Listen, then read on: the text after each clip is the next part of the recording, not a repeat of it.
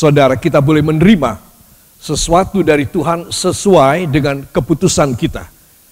Saudara, apa yang saudara bakal terima dari Tuhan? Ya, saudara, berulang kali saya sampaikan, Tuhan Yesus berfirman, apa yang kamu khawatirkan akan terjadi pada kamu. Khawatir. Jadi saya khawatir, saudara khawatir, apa yang dikhawatirkan terjadi. Artinya tidak beriman ya terjadi yang jelek. Amin. Nah, tetapi Tuhan Yesus juga berfirman, apa yang kamu percayai akan terjadi kepadamu. Jadi apa yang baik, yang saudara dan saya percayai, kita yakinkan diri kita kepadanya, maka kita mendapat yang baik tersebut. Jadi ada dua pilihan, saudara. Kita khawatir tentang hidup kita, khawatir dengan hidup kita, kekhawatiran terjadi. Atau kita percaya bahwa Tuhan akan memberkati kita, Tuhan membuka jalan, Tuhan memberikan rencana terbaiknya dalam hidup kita, terjadi. Saya mau tanya, saudara mau pilih yang mengkhawatirkan atau yang penuh dengan iman? Penuh dengan iman. Semua yang baik yang saudara imani, Tuhan akan memberi. Mungkin saudara minta A, Tuhan akan memberi B.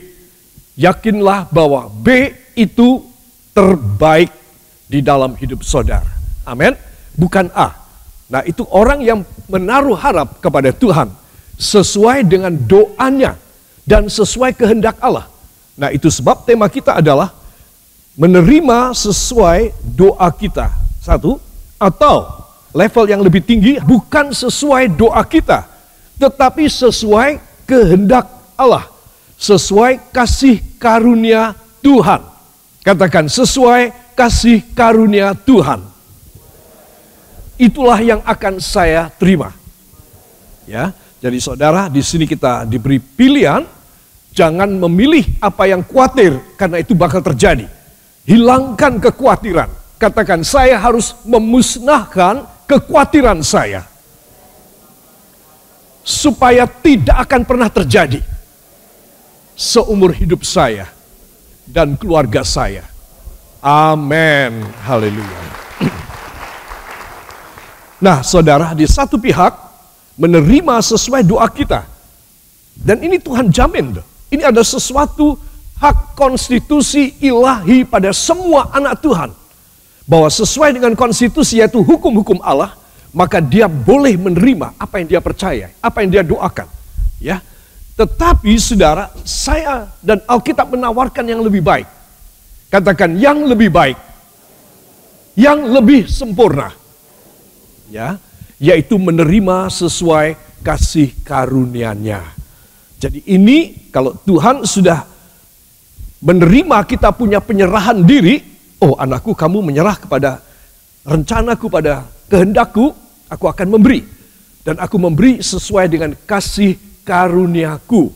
Ya, dan ini menurut saudara lebih kecil nilainya dari yang pertama tadi, dari doa kita, atau lebih besar nilainya dari doa kita? Lebih besar. Ya, saudara menjawab tepat sekali. Ini lebih besar. Itu sebab orang yang berserah kepada Tuhan, dia bisa menerima lebih besar. Amin. Kalau saudara dan saya juga menerapkan hal ini, maka saudara punya beban itu enggak ada lagi. Adapun itu enteng sekali. Beban saya, beban saudara akan menjadi enteng. Karena kita belajar mempersembahkan hidup kita lebih total kepada Tuhan. Katakan mempersembahkan hidup. Tangan saudara. Saya harus mempersembahkan hidup lebih total. Supaya sesuai kehendaknya, yaitu kasih karunia-Nya, selalu diberikan pada saya. Amin. Ya. Para kekasih, itu sebab saya ingin mengajak untuk kita membuka beberapa ayat di dalam surat Efesus pasal yang ketiga, ayat 12. Mohon dibuka pada Alkitab saudara. Efesus pasal yang ketiga, ayat 12, kemudian ayat 14, sampai dengan ayat yang ke-17. 1, 2. Di dalam Dia kita beroleh keberanian dan jalan masuk kepada Allah dengan penuh kepercayaan oleh iman kita kepadanya. Itulah sebabnya aku sujud kepada Bapa, yang daripadanya semua turunan yang di dalam sorga dan di atas bumi menerima namanya. Aku berdoa supaya Ia menurut kekayaan kemuliaannya menguatkan dan meneguhkan kamu oleh Roh-Nya di dalam batinmu, sehingga oleh imanmu Kristus diam di dalam hatimu dan kamu berakar serta berdasar di dalam kasih. Amin. Katakan, ini luar biasa. Kalau begini caranya, ayo bilang, kalau begini caranya, saya hidup luar biasa. Beri tepuk tangan yang baik bagi dia. Haleluya. Kita mendapat keberanian. Kenapa seseorang tidak berani menghadap Tuhan? Karena orang ini berdosa, bersalah, dan belum dibereskan dosanya. Saudara, jadi belum apa-apa, saya belum minta, saya belum doa, saya belum berserah tentang apa yang menjadi beban hidup saya kepada Tuhan. Saya sudah tidak bakal dapat. Belum apa-apa, belum ada action memohon sesuatu, belum. Tetapi karena saya belum beres di hadirat Tuhan, maka tidak mungkin saya menerima. Saya bahkan tidak berani menghadap tahta hadiratnya. Saudara. Lalu di sini kita membayangkan ketika kita meninggal dunia, beranikah kita menghadap hakim di atas segala hakim nanti? Saudara, kalau kita masih belum dibereskan semua dosa kita, ini persoalan yang gawat, persoalan yang sangat terlalu besar. Tidak ada restitusinya, tidak ada cara untuk membayarnya, cara untuk menukarnya, cara untuk membuat sedikit lebih enteng, nggak ada lagi. Itu sebab seorang dia harus membuat beres hidupnya di hadapan Tuhan setiap waktu dia menyadari dia berbuat dosa, dia harus minta diampuni dosanya dan dia harus berjanji bahwa dia akan hidup kudus dan berkenan kepada Bapa di sorga. Amin. Katakan amin. Saya harus demikian. Atau saya akan masuk dalam hukuman. Saya tidak sudi masuk dalam hukuman. Beri tepuk tangan bagi dia. Haleluya. Itu sebab Rasul Paulus mengajar sidang jemaat di Efesus supaya mereka mempunyai keberanian, beroleh keberanian dan jalan masuk. Tidak ada keberanian, Tuhan tutup pintunya. Kamu tuh paling gak berani datang sini. Kamu tidak punya kelayakan datang menghadap tahta hadirat Allah. Kamu tidak layak untuk berdoa. Berdoa pun kamu tidak layak. Coba. Wah, gimana ini? Tapi ini kita tidak kepikiran. Saudara, itu sebab minggu kemarin saya bilang, kenapa banyak anak-anak Tuhan mundur dari Tuhan? Karena doanya tidak dijawab. Dan dia tidak tahu kenapa. Pastilah Tuhan jahat, pastilah Tuhan diskriminatif, pastilah Tuhan melupakan saya. Atau dia melupakan janjinya sendiri. Saudara, padahal kita tidak mau melihat ke dalam diri kita. Bahwa kita sebenarnya tidak punya keberanian untuk masuk kepada dia. Kalau kita punya hak, punya keberanian, punya legalitas untuk menghadap tahta Allah, dibuka. Pintu sorga dibuka.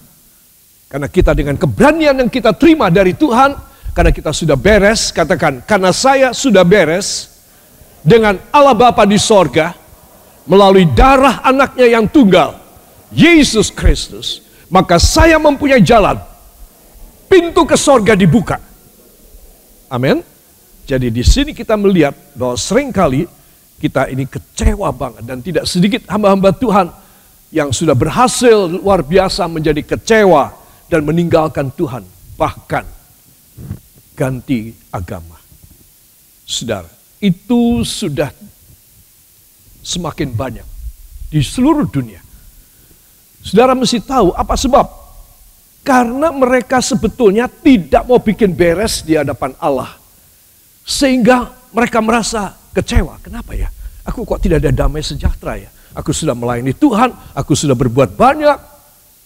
Aku seorang yang sangat rohani sudah puluhan tahun, belasan tahun. Kenapa aku tidak mempunyai satu rasa bahwa aku ini bisa menghadap kepada Tuhan seperti dulu. Ya, saudara, sekali lagi kita harus menyalahkan dosa yang kita lakukan di dalam hidup kita. Karena dengan dosa kita tidak punya keberanian sama sekali. Saudara, sehingga pintu sorga juga tidak mengizinkan kita menaikkan doa kita kepadanya.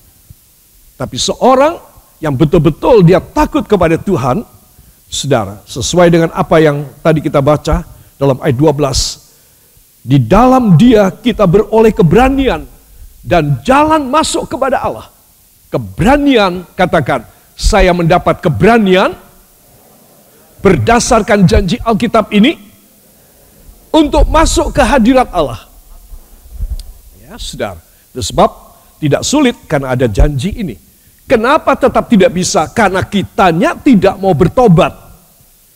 Memang tidak ada satu manusia berdosa bisa connection, bisa satu hubungan dengan Kristus, dengan Allah Bapa di dalam kerajaan sorga. Tidak mungkin. Tetapi karena dia memberikan kepada kita pengampunan dosa, dia memberikan pengurapan minyak kepada kita, maka kita boleh mendapat jalan masuk ke dalam. Masalahnya adalah keberanian ada apa tidak. Ya, itu masalahnya kita. Saudara, itu sebab saya ingin mengajak semua saudara untuk memperhatikan, ini pelajaran yang penting sekali. Seorang yang sudah mempunyai akses dengan Bapa di sorga, dan dia menjaga hidupnya supaya selalu punya akses dengan Tuhan, maka dia akan menjadi satu orang yang apa-apa enteng semuanya. Apa-apa terjadi mulia dalam hidupnya. Yang percaya katakan, saya ingin demikian. Supaya doa saya bukan sesuai keinginan saya, tetapi sesuai kasih karunia-Nya yang dahsyat. Amin. Haleluya. Para kekasih, kita maju. Di sini saya menunjukkan pada saudara, setiap pemberian yang baik dan setiap anugerah yang sempurna datangnya dari atas, diturunkan dari Bapa segala terang. Ya, mari kita akan baca 1, 2. Setiap pemberian yang baik dan setiap anugerah yang sempurna datangnya dari atas, diturunkan dari Bapa segala terang. Amin. Jadi saudara harus pegang ayat ini. Kalau saudara datang dalam doa, memang ada dua cara. Saudara sesuai dengan permintaan saudara, dan Tuhan menjamin saudara bisa mendapat. Karena barang siapa yang percaya kepadaku, Bapa akan memberi segala sesuatu yang dia inginkan. Mereka yang meminta di dalam namaku pasti menerima. Amin. Itu memang dijamin. Menjadi orang Kristen biasa, ya biasanya begini. Meminta kepada Bapa dan Bapa dengan iman, engkau beri kepada hamba. Kalau dia menjadi orang Kristen tidak berkembang menuju pada kesempurnaan ilahi, dia lama-lama menjadi orang Kristen yang memaksa dan mengintimidasi Allah. Tuhan, ini saya pegang ayatnya bahwa engkau harus memberi apa yang hamba mohon kepadamu. Ini janjimu Tuhan. Bahaya loh. Kalau saudara dan saya berkembang makin rohani, tetapi menjadi seorang yang mengintimidasi Allah, yang menekan Allah, bahwa Allah harus menjawab. Karena ini ada janjinya, ada ayatnya. Ini, di muka saya ada Alkitab gede banget nih. Tuh, ada ayatnya, ada janjinya. Jadi saudara memaksa Allah untuk melakukan seperti yang dia janjikan. Ya saudara, lama-lama saudara dan saya menjadi apa? Menjadi orang-orang yang memerintah kepada Tuhan. Tuhan pokoknya harus. Saudara, kita harus belajar berbeda. Saudara, itu sebab pelajaran ini penting sekali. Satu perkara yang kita tadi telah barusan baca dari Yakobus 1:17. Setiap pemberian yang baik dan setiap anugerah yang sempurna.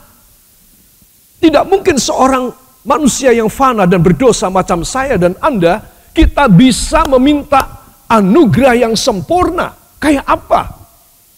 Kita tidak pernah bisa. Karena kita ada di dalam kefanaan kita. Semua orang terbaik di dunia, terrohani di dunia, di kalangan gereja, tetap tidak akan bisa meminta anugerah yang sempurna. Itu adalah suatu pemberian. Katakan suatu anugerah, pemberian.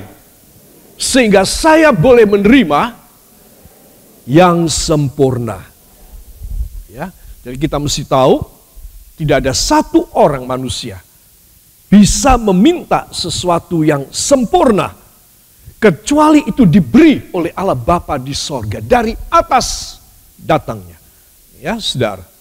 Itu sebab setiap pemberian yang baik dan setiap anugerah yang sempurna datangnya dari atas, diturunkan dari Bapa segala terang. Katakan, diturunkan dari Bapa segala terang, yang tiada perubahan. Ya, saudara, ini luar biasa. Jadi saya dan saudara harus tahu, inilah rahasianya kenapa seseorang itu mandek sudah pada ultimate dia nggak bisa naik lagi. Karena dia tidak ada pengertian tentang kasih karunia Allah. Sehingga hidupnya dia adalah doa, memaksa, menengking bahkan supaya itu terjadi. Saudara, itu sebab para kekasih kita memasuki satu tahap yang lebih tinggi lagi. Saudara, pada ilustrasi gambar pada slide ini, kita melihat tentang Nabi Elia dan Elisa muridnya di bawah. Saudara, Elisa meminta satu permintaan yang tidak masuk akal dan tidak manusiawi. Dan alias kurang ajar. Mas, ada murid minta kepada gurunya, "Guru, beri kepadaku 2 kali rohmu kepadaku." Wah, ini anak besar kepala banget nih. Ya, anak ini tidak mempunyai sesuatu kerendahan hati sama sekali. Anak murid ini tidak mempunyai satu penyerahan hidup kepada gurunya dan tidak bisa menghargai gurunya. Tapi Elia tidak tersinggung, saudara. Dia tidak marah. Dia bilang, "Elisa, permintaanmu itu berat sekali. Tapi ada satu cara kamu bisa dapat. Yaitu kalau ketika aku disambar oleh kereta yang berapi dari sorga menjemput aku sampai aku hilang dari pandanganmu, kamu tetap mengikuti aku ketika aku disambar oleh kereta itu sampai aku hilang dari pandanganmu. Kamu boleh menerima 2 kali lipat dari rohku." Coba, ini guru yang baik sekali ya. Dia tidak tersinggung, tetapi dia memberitahu rahasia ilahi. Katakan, rahasia ilahi. Saudara, itulah yang sering kali kita tidak tahu. Tapi Elia sebagai guru, dia sangat memberitahu, sangat terbuka. Dia tidak ingin murid-muridnya tidak mengerti. Dia tidak ingin menyimpan sampai mati untuk dirinya sendiri. Saudara, dan itu sebabnya dia memberitahu, kamu harus menatap aku terus sampai aku hilang dari pandanganmu, baru kamu dapat kuasa 2 kali dari rohku. Saudara, makanya saya tulis, fokuskah Anda pada perkara ilahi sampai mati, sampai engkau tidak bisa melihat lagi. Saudara, itulah saat ultimate, saudara. Saat ultimate saya di mana kita mengiring Tuhan tanpa celah. Katakan, saya harus mengiring Tuhan tanpa celah. Saya akan bisa. Karena malam hari ini, saya akan diurapi dengan minyak urapan. Dalam nama Yesus. Amin. Haleluya. Saudara, saya tulis di bawah, banyak yang terlambat sadar. Nyadarnya baru setelah nggak terima. Tidak ada jawaban dari Tuhan. Baru nyadar, oh iya, saudara. Karena aku tidak fokus pada perkara ilahi. Aku selalu mendua hati, aku selalu tidak setia, aku selalu naik turun, semangat redup, semangat redup. Saudara, Your instability in following Jesus Christ in your faith to Him is just a fatal things in your whole life. Or you have to repent and you leave everything that is worldliness in your life, and you will get from the Lord a special power and authority. As the coat of Elijah bring down and cast down, and Elisha receive it, the same power, the double portion of the Holy Spirit's power now is inside the hands of the student, Elisha. Saudara, kalau saya dan saudara bisa tahu rahasianya dari zaman dulu sekali, zaman purba sekali, saudara, Tuhan sudah memberitahu kepada kita, maka kita harus fokus. Oh Tuhan, hamba tidak boleh memaksa Engkau, tetapi hamba harus memakai cara dari Elisa. Bagaimana Elisa pada akhirnya bisa dapat, saudara. Kenapa? Karena gurunya memberitahu. Banyak jemaat Tuhan tidak diberitahu oleh gembalanya. Itu sebab jemaat menjadi frustrasi dan selalu berantem dengan Allah, berantem dengan suaminya, berantem dengan istrinya, berantem dengan anaknya, berantem dengan tetangganya, berantem dengan pendetanya. Saudara, hidupnya hanya penuh dengan pergolakan saja. Karena tidak tahu gimana caranya. Saudara, ini cara Tuhan yang luar biasa yang saudara dan saya harus terima dari Tuhan. Pulang dari sini saudara harus yakin, aku harus belajar untuk mencari kasih karunia-Nya saja. Aku harus belajar untuk berserah dan bukan memerintah Tuhan untuk melakukan sesuatu kepadaku. Aku boleh, karena ada ayatnya, ada hukumnya, ada konstitusi dari Allah untuk hal tersebut. Tetapi aku lebih memilih menerima satu pengertian bahwa aku harus dapat kasih karunia Allah saja di dalam hidupku. Kalau saudara bisa mencapai hal tersebut, saudara punya beban, maafkan saya, barangkali hutang, barangkali sakit penyakit, barangkali segala macam kemandekan di dalam usaha bisnis, dan ketidakbahagiaan dalam rumah tangga, anak-anak yang merasa tidak diperhatikan oleh orang tua, anak-anak dan orang-orang tua yang merasa ditinggal oleh anak-anaknya ketika sudah lanjut usia dan sepuh. Banyak sekali saudara, peperangan batin itu dalam satu rumah tangga yang kecil sekalipun, peperangan batinnya banyak sekali. Jangankan begitu, satu orang saudara dan saya, kita mempunyai begitu banyak aspek peperangan di dalam hidup kita. Tapi belajar untuk mencari perkara ilahi nomor satu dan belajar berserah kepadanya supaya anugerah yang sempurna diturunkan kepada saudara di dalam sejarah hidup saudara. Amin. Yang mau beri tepuk tangan bagi dia. Haleluya. Para kekasih, hal itu dituliskan dalam 2 Raja-Raja pasal yang kedua ayat 9-14, dan kita akan masuk dalam perjanjian barunya 1 Timotius 6 ayat 17. Mari kita akan buka Alkitab kita pada 1 Timotius 6 ayat yang ke-17. Di sini saudara, ayat ini luar biasa ya, karena Rasul Paulus menitik beratkan mengenai soal tren dunia. Tren dunia adalah mendewakan, mengidolakan kekayaan. Saudara. Nah, ini menjadi sesuatu yang kita harus perhatikan. Mari kita akan baca 1 Timotius 6 ayat 17. 1, 2. Peringatkanlah kepada orang-orang kaya di dunia ini agar mereka jangan tinggi hati dan jangan berharap pada sesuatu yang tak tentu seperti kekayaan, melainkan pada Allah yang dalam kekayaannya memberikan kepada kita segala sesuatu. Untuk apa? Untuk apa? Untuk dinikmati. Wow.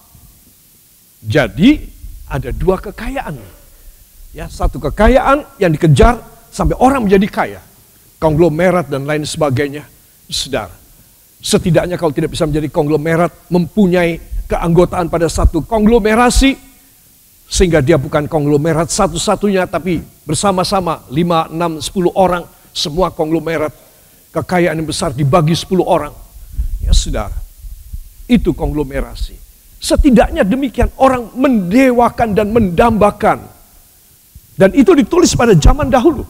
Rasul Paulus sudah menegaskan, peringatkanlah kepada orang-orang kaya di dunia ini, agar mereka jangan tinggi hati dan jangan berharap pada sesuatu yang tidak tentu. Yaitu seperti kekayaan. Dan seorang anak Tuhan, dia pasti boleh menerima berkat dari Tuhan. Tetapi berkat ini mempunyai nuansa, mempunyai roh berkat dari Tuhan. Tetapi orang duniawi, dia mengatakan, aku kaya, aku juga menerima berkat dari Tuhan. Tetapi itu bukan dari Tuhan. Itu sebab disuruh peringatkan, supaya Timotius memberi peringatan pada orang-orang kaya. Dan saya yakin walaupun dia seorang anak muda, dia akan datang pada jemaat-jemaat yang kaya, dan dia akan menyampaikan apa yang ditulis oleh Rasul Paulus kepadanya. Saudara, dia akan pergi pada semua orang kaya. Karena itu tugas dari Bapak rohaninya. Saudara. Dan ini hal penting sekali. Ya saudara. Karena ini bersumber dan ini menghasilkan tinggi hati. Dan saudara mesti tahu, barang siapa yang tinggi hati menjadi musuhnya Tuhan. Buat apa orang menjadi kaya? Buat apa orang Kristen menjadi kaya tapi menjadi musuhnya Tuhan? Gak ada harga setengah sen. Saudara, itu sebab saya dan saudara kita harus mohon kepadanya supaya kepada kita menerima yang berbeda. Katakan, saya harus menerima yang berbeda. Yaitu, saya harus bersandar kepada Allah yang di dalam kekayaannya. Ya, kepada Allah yang di dalam kekayaannya. Nah, ini dia. Terus ini kekayaan yang beda. Kekayaan dari Tuhan Yesus. Kekayaan yang mempunyai sifat ilahi. Artinya tidak bisa dirugikan oleh orang-orang jahat, oleh penipu-penipu. Tidak bisa terbakar. Tidak bisa mengalami semua pemusnahan duniawi. Secara duniawi tidak bisa. Tuhan menjamin dia. Ini dia. Ya. Untuk apa? Yang dalam kekayaannya memberi kepada kita segala sesuatu untuk dinikmati. Apa tandanya saudara diberkati oleh Tuhan? Apakah tandanya ketika saudara diberkati oleh Tuhan, wah penghasilan, keuntungan lebih banyak, tapi rumah tangga berantem? Itu bukan berkat Tuhan. Tetapi kalau berkat dari Tuhan adalah untuk bisa dinikmati. Artinya tidak ada pertengkaran, tidak ada perdebatan, tidak ada sesuatu yang sengit di dalam keluarga saudara. Kakak beradik, orang tua anak, suami istri, tidak ada. Saudara. Dan inilah yang menjadi kehendak Tuhan. Katakan, angkat tangan saudara. Dalam nama Yesus, saya harus mempunyai satu kondisi yang sangat bagus di hadapan Bapa di sorga. Dalam nama Yesus, saya memohon hal ini melalui firman dan pengurapan minyak, supaya hidup rohani saya adalah hidup yang berkenan kepada Bapa. Maka saya akan diberi kekayaannya yang luar biasa, yang bersifat ilahi, yang tanpa perdebatan dan tanpa pertikaian. Dalam nama Yesus. Amin. Haleluya.